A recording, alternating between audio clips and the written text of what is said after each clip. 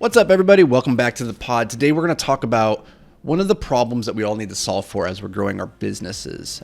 Is assuming that you're successful and you get to the point where you start hiring people, bringing them onto your team, you're now going to have to solve for the complexity that comes from additional communication streams. Because before, when it's just you building your thing, you can hold everything inside your own brain, right? You are doing everything. You're wearing all that different hats inside your business. So you don't really need to communicate with anybody else. As soon as you hire somebody and you bring them in, now you have to start communicating with that other person. But even that's not so bad, because every time you two communicate or have a conversation, it pretty much gets disseminated to the entire business, right? It's just the two of you doing everything. So that's pretty manageable. But things start getting really, really crazy and start spiraling quickly out of control as soon as we introduce a third person into the equation. So for instance, if it's you, me, and Rick, we are the business. Well, before, when it was just you and me, whenever we had a problem, you and I just had to talk, get into agreement, get into alignment, figure out who's going to do what, and then move forward.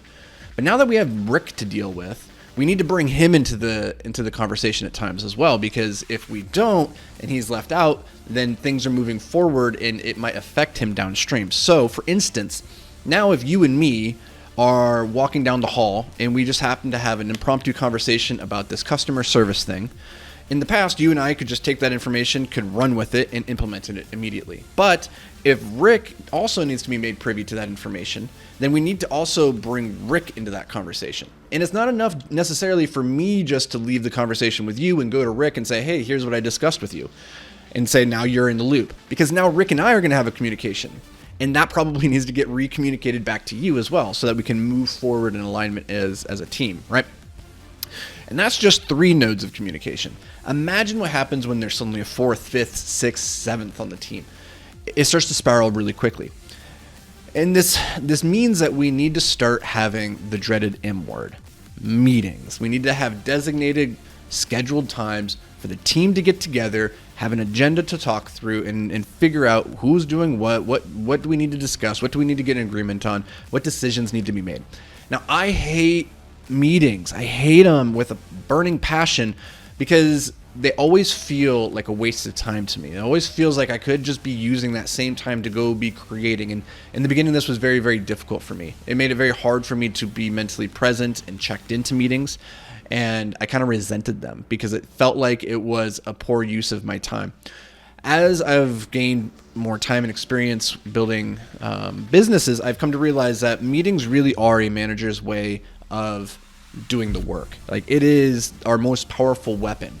And it comes down to how you use those meetings and whether or not they're going to be effective, and ultimately if you're going to hate your life during them.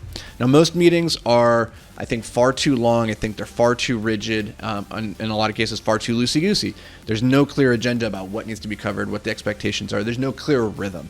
So we don't have very many meetings at Invictus anymore. I try to pack all my meetings onto Mondays.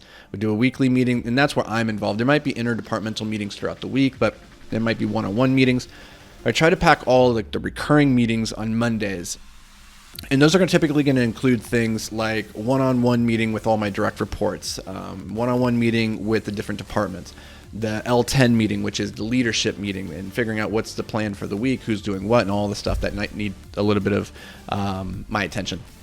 So I try to front load all that stuff into a single day so that I'm not having to get interrupted throughout the week when I'm trying to go into creation mode or execution mode by having to stop and go into a meeting, because I find that nothing kills my momentum, my creative energies more than sitting into a meeting.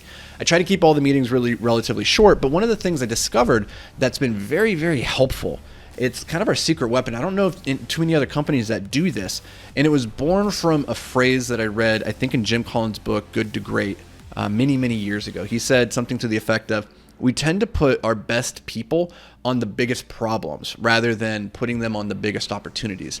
And it resonated because we did the same. We did exactly that at Escape for many years. We were taking the best people, the all-star rock stars on the team who were just crushing it. And we would say, okay, well, we have this problem over here with this person, this division, this thing's happening, go solve for this. And as a result, those people just kind of became firefighters. They're putting out problems that other people had created, And that's not it's not always a good use of their time and energy, where it could be better spent instead of solving the problem over here, putting them on the opportunities over on this other side. But what are the opportunities? That's the big question. Like, where are the opportunities where we could swing at the ball, and instead of, maybe just getting a base hit, we could actually hit a grand slam? Like, what are those opportunities that it would be more advantageous to put our best people's time and attention and genius towards, rather than having them solve the problems all the time, which can burn them out because nobody likes to solve people's problems all day. Like, they'd rather be running at the opportunities. So what we introduced was a monthly opportunity meeting. Because a lot of times meetings, they take the form of just putting out fires and saying, here's everything that's going wrong, here's what do we need to do to fix it, right? Well, the opportunity meeting turns that on its head. Instead of focusing on the problems, we come in and we say everybody on the team needs to come to the table with 3 opportunities. 3 opportunities for growing in their department, individually, for the company, whatever. 3 opportunities that they see that the company is not currently exploiting. And we take those ideas and we don't always run at them. Like, some of them are just, they're great to think about, the great thought exercises to go through the motion of like the thought principle, but not always to actually run towards those things. But every now and then you get an opportunity that crops up and you're like, that is an amazing opportunity that we need to run at immediately. And when you do that, it makes it so that there's quite a lot of buy-in on the team. People get excited to bring their opportunities, and they get excited when they can then run at like free, unrestrained towards that opportunity.